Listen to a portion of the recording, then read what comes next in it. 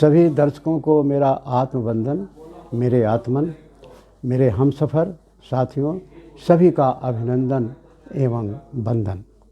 आज मैं एक नई श्रृंखला शुरू कर रहा हूँ यूट्यूब पे, और वह है मानव विकास की 7 श्रृंखला।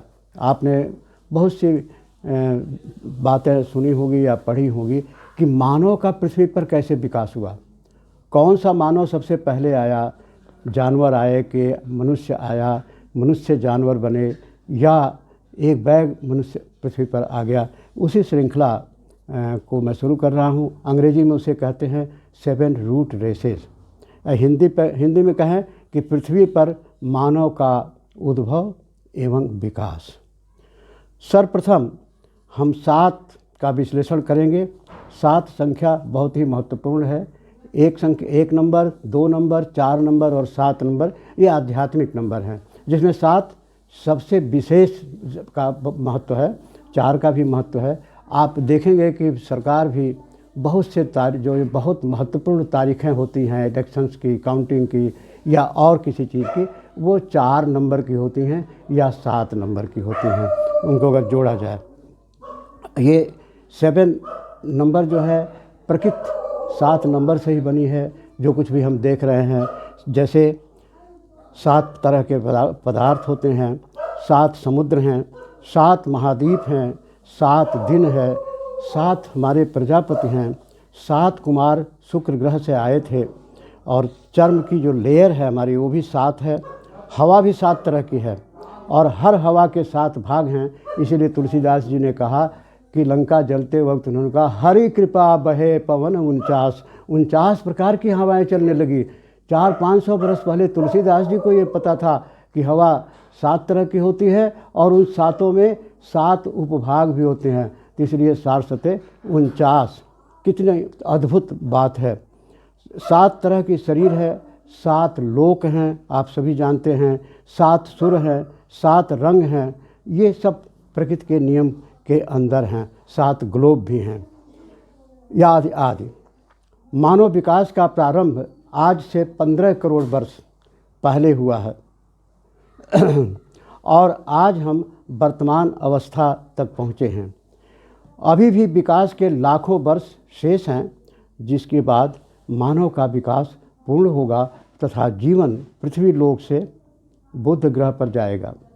7 मूल जातियों के बारे में जानने के पूर्व कुछ ग्लोब के बारे में, जिन्हें हम संसार भी कहते हैं, के बारे में जानना आवश्यक है। हमारा सौरमंडल जो हमारा सूर्य है, लाखों सूर्य है, उसमें से हमारा एक प्रिय सूर्य है जिसकी वजह से हमारा जीवन है। उस सूर्य में 10 विकास प्रणाली कार्यरत है, जिसका विवरण संक्षेप में इस प्रकार हम कह सकते हैं। एक सूर्यमंडल है हमारा, तो उसमें 10 विकास प्रणाली कार्यरत हैं। एक विकास प्रणाली जो है वह 7 संसार ग्लोब है उसमें, और एक संसार ग्लोब माला जिसको कहते हैं, उसमें 7 संसार चक्र हैं, और एक संसार चक्र 7 संसार काल है, और एक संसार काल 7 मूल जाति है, और 7 मूल जाति की 7 उपजाति है, और 7 उपजाति की 2 शाखा जाति है। सौरमंडल में 7 संसार है, पर जीवन का विकास होता रहता है। 3 के बारे में मास्टर्स ने, जो ग्रेट व्हाइट ब्रदरहुड के जो मास्टर्स हैं, सदस्य हैं, उन्होंने 3 के बारे में नहीं कुछ बताया। 7 का नाम लिया है। वो 7 संसार का नाम है, 7 संसार विकास प्रणाली का नाम है। पहला है बलकान प्रणाली, यह तृतीय चेन में है। बृहस्पति प्रणाली, यहाँ भी तृतीय चेन चल रहा है। शनि विकास प्रणाली, यहाँ भी तृतीय चेन चल रहा है। यूरेनस विकास प्रणाली, यहाँ भी तृतीय चेन चल रहा है। फिर नेपच्यून है, यहाँ भी तृतीय चेन का विकास हो रहा है। और इसके बाद पृथ्वी विकास प्रणाली है, जिसमें 4th चेन चल रही है। और उसके बाद शुक्र विकास प्रणाली है, इसमें 5th चेन चल रही है, जो पृथ्वी से बहुत आगे है। 8 और 9 विकास प्रणालियों का नामकरण नहीं किया गया है, न इसके संबंध में मास्टर ने कुछ बताया है। मानवता इस लायक नहीं है कि उसे इतना बृहद ज्ञान दिया जाए। मास्टर ने अभी 10% ज्ञान दिया है, और वो कहते हैं कि मानवता अभी भी इस लायक नहीं है कि उसको 10% भी ज्ञान दिया जाए। आप जानते हैं कि हम लोग आध्यात्म की तरफ बहुत कम लोग आकर्षित होते हैं।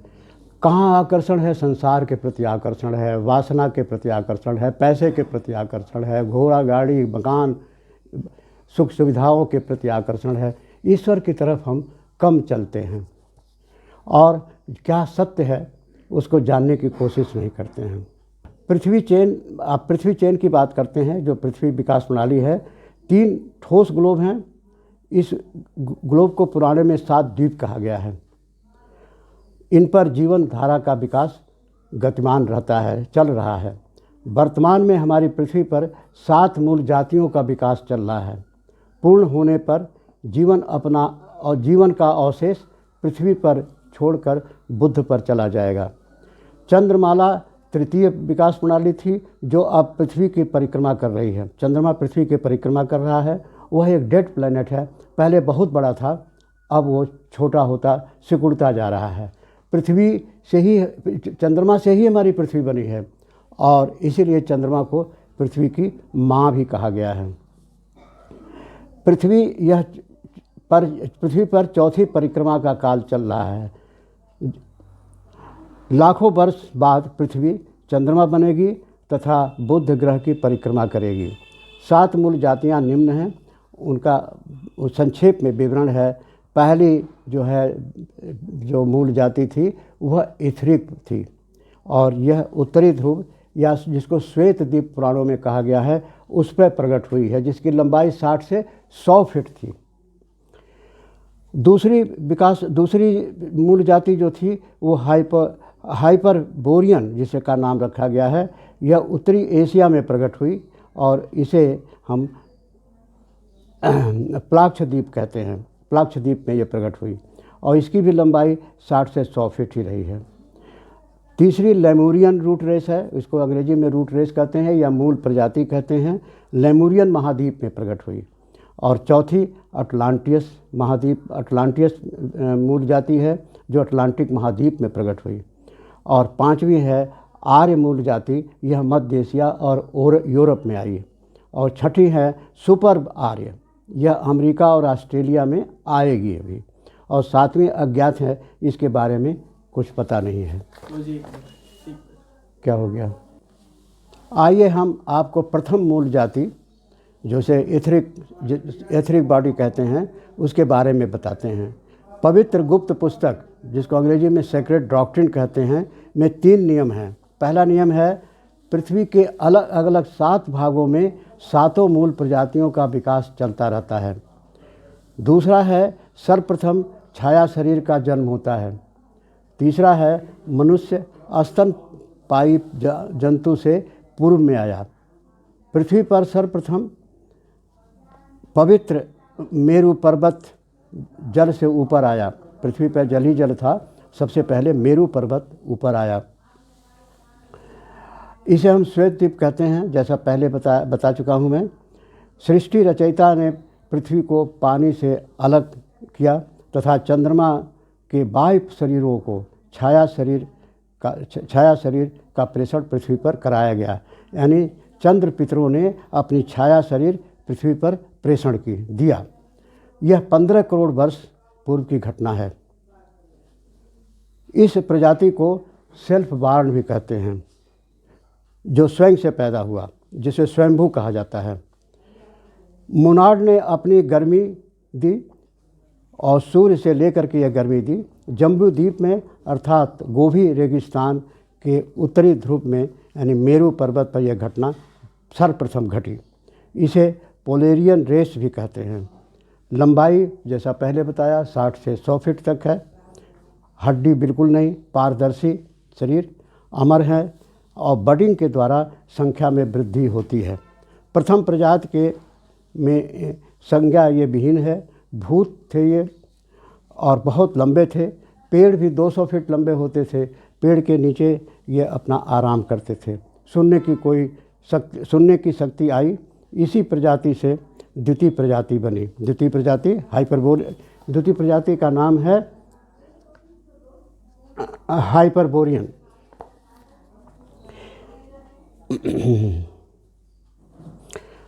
प्रथम को ईथरिक मूल प्रजाति भी कहते हैं। यह पारदर्शक तथा अर्ध पारदर्शक विशालकाय 100 फीट लंबी थी और विखंडन से इनकी संख्या में वृद्धि हुई। इनकी हड्डी नहीं थी, वातावरण में ही ये धीरे धीरे समाहित होते जाते थे। इसी से दूसरी मूल प्रजाति बनी और दूसरी मूल प्रजाति इसके बाद की है। इसे हाइपरबोरियन भी कहा जाता है। प्रथम प्रजाति घनी हुई तथा प्लाक्ष द्वीप में ये प्रकट हुई, जिसमें उत्तरी तिब्बत है, स्वीडन है, मंगोलिया एवं नॉर्वे आदि क्षेत्र आते हैं। इनकी लंबाई 25 से 30 फुट इनकी लंबाई भी 60 से 100 फीट थी और ये 25 से 30 मिलियन वर्ष पूर्व यह प्रजाति प्रथम के शरीर से सुषुप्त लिंग सहित यह उत्पन्न हुई। रंग पीला था, शरीर ईथरिक डबल शरीर ऐसा कि द्वितीय प्रजाति में प्रथम प्रजाति का शरीर समाहित था। चेतना कुछ कुछ दी गई इन्हें तथा स्पर्श का अनुभव आ गया, सुख दुख का आभास होने लगा। इन्हें सूर्य और चंद्र की संतान भी कहा गया। पुराणों में कथा है कि सभी पसीने से पैदा हुए, ऐसी कथा हुई है, ऐसी बातें पुराणों में लिखी हुई हैं। द्वितीय प्रजाति से तीसरी प्रजाति, जिसे अंडज प्रजाति भी कहते हैं, श्वेत की बूंदें, पसीने की बूंदें बढ़कर ठोस और गोल बनी। सूर्य ने गर्मी दी और चंद्रमा ने शीतलता दी और वायु ने उसे पकाया तथा चंद्रमा ने छाया दी। ये अंडे तृतीय प्रजाति के मनुष्य को पैदा किया। यह द्वितीय प्रजाति थी। अब तृतीय प्रजाति पाते हैं। यह तृतीय मूल प्रजाति है, क्योंकि यह प्रथम प्रजाति के लोग चंद्र श्रृंखला के पुत्रों की छाया थे। जल या अग्नि उनको नष्ट नहीं कर सकते थी। उनके पुत्र जल और अग्नि से नष्ट किए गए, फर्स्ट एंड सेकंड प्रजाति में उप प्रजातियाँ नहीं हैं, परंतु तृतीय मूल प्रजाति में 7 उपजातियाँ मूल प्रजातियाँ भी हैं। पुराणों में अनेक कथाएं हैं कि पहली और दूसरी प्रजाति के संबंध में अनेक कथाएं कही गई हैं। अन्य धर्मों में भी इस प्रकार की कथाएं हैं, जैसे गणेश का जन्म उबटन या पसीने से हुआ। दूसरा, सूर्य पत्नी संजना ने अपनी छाया शरीर छोड़ तपस्या में गई और छाया शरीर से 2 संतानें भी सूर्य ने पैदा की। छाया शरीर से, ये आप सोचें कितनी साइंस कितना उन्नत था कि छाया शरीर से संतानें पैदा हो गई। तीसरी, एक तपस्वी थे कंडू जी, वो तपस्या कर रहे थे। इंद्र डर गए, उनकी तपस्या भंग करने के लिए प्रामलोचा नाम की एक अप्सरा को भेजा। 907 वर्ष लगे उनकी तपस्या भंग करने में। गर्भ रह गया, परंतु ऋषि ने क्रोध में गर्भ को पसीना बना दिया और उसी से एक सुंदर कन्या पैदा हुई, पसीने से। चौथा है, कहा गया है कि आदम को मिट्टी से बनाया गया और परमात्मा ने उनको सांस दी, परंतु बुद्धि नहीं दी। लेमुरियन महाद्वीप प्रशांत महासागर एवं हिंद महासागर तक फैला था। ये बहुत बड़ा महाद्वीप था। इस पर तृतीय अटलांटियन प्रजाति विकसित हुई। ये स्थान हैं Sumatra, Australia, Madagascar, Tasmania, Sweden आदि। नॉर्वे, अफ्रीका, बाली एवं साइबेरिया के क्षेत्र भी इसमें आते हैं। 3 तत्व ठोस, तरल और गैस से शरीर का निर्माण हुआ। कद के छोटे थे।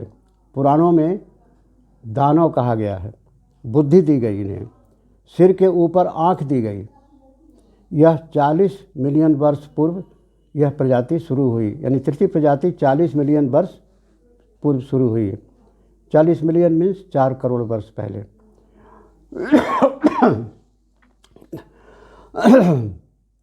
18.5 मिलियन वर्ष उनका मध्यकाल था। यह अंडज प्रजाति है। रेंगने वाले जीव जंतुओं का विकास चल भी रहा था। इसकी 7 उप प्रजातियां हैं तथा प्रत्येक उप प्रजाति में भी 7 उप प्रजाति थी। बाद में इन्हें 3 आँखें लिंग मिला और लिंग मिलने के बाद सेक्स को अलग कर दिया गया। प्रथम राउंड में प्रथम मूल जात, द्वितीय में द्वितीय मूल जात और तृतीय राउंड में तृतीय मूल जात का विकास हुआ। इसे अटलांटियन प्रजाति कहते हैं। मध्य भाग में शरीर में हड्डियां मजबूत हुई। मध्य भाग में सेक्स भी अलग किया गया। भूकंप, ज्वालामुखी के कारण यह महाद्वीप नष्ट हो गया। ऑस्ट्रेलिया, मेडागास्कर आदि डूब गए, परंतु फिर वो ऊपर आ गए। लेमुरिया के पूर्ण जीवन काल के मध्य में जलवायु में परिवर्तन के कारण सेकंड रेस के शेष मनुष्य नष्ट हो गए। फर्स्ट रेस के मनुष्य सेकंड में समाहित हुए और सेकंड रेस समाप्त हो गई। सेक्रेड डॉक्ट्रिन वॉल्यूम 2 पेज 343 के अनुसार मनुष्य को बर्फ, तूफान आदि का ज्ञान था तथा वनस्पति जगत, पशु जगत और मानव जगत में ऊंचाई कम थी, या यूँ कहें बौने थे। जनसंख्या कम थी, वृद्धि दर भी कम थी। जुरासिक अवधि भी इसी महाद्वीप में थी जो बाद में नष्ट हो गई। प्रथम उपजाति क्या मिनट हुआ? ये तो नहीं दिखाएगा, नहीं इसमें। अच्छा जरा हम दें देखिए कितना, 1 मिनट बड़ा लंबा है, छोड़ देते हैं। यहाँ हम इसको यहीं समाप्त करते हैं। इसमें 7 उपजातियाँ हैं। उन 7 उपजातियों का वर्णन बाद में के खंड में किया जाएगा, द्वितीय खंड में किया जाएगा। यह लेमुरियन महाद्वीप जब डूब गया तो ये प्रशांत महासागर बना और आज वर्तमान में ये लेमुरियन महाद्वीप फिर ऊपर आ रहा है, क्योंकि भविष्य में इस पर फिर मनुष्य का विकास होगा। इसी के साथ मैं अपनी वाणी को विराम देता हूँ और आप सबको नमस्कार करता हूँ।